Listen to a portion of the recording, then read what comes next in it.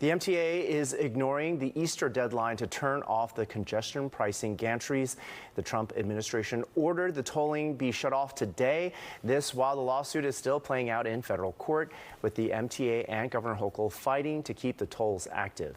Fox 5's Michelle Ross joins us live under the gantry on the east side. And Michelle, what's the latest on this fight between New York and the feds?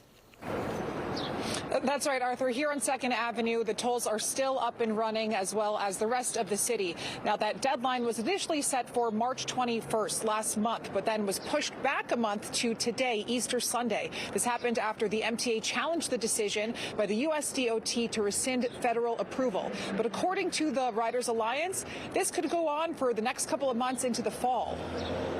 Saw, just several days ago that the federal government agreed to litigate this over at least several months, really taking the sting or the meaning out of that deadline of April 20th, the deadline that is passing today.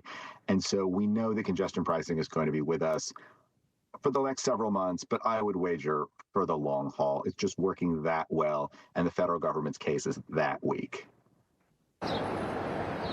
The Riders Alliance advocated for congestion pricing and is part of the federal case against the government trying to take congestion pricing away. Now, the tolls are meant to reduce traffic below 60th Street in Manhattan and raise billions of dollars for improvements to the subways, trains, and buses. Now, Transportation Secretary Sean Duffy calls it, quote, a slap in the face to working class Americans and small business owners. The MTA saying, in case there were any doubts, MTA, state, and city reaffirmed in a court filing that congestion pricing is here to stay and that the arguments Secretary Duffy made trying to stop it have zero merit. Now, the city saw 560,000 cars enter the zone last month, which is about a 13% drop from what they would have projected to have entered the zone, about 640,000 cars if there were no tolls.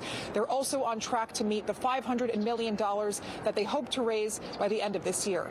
We're live at 59th Street and 2nd Avenue. Michelle Ross, Fox 5 News.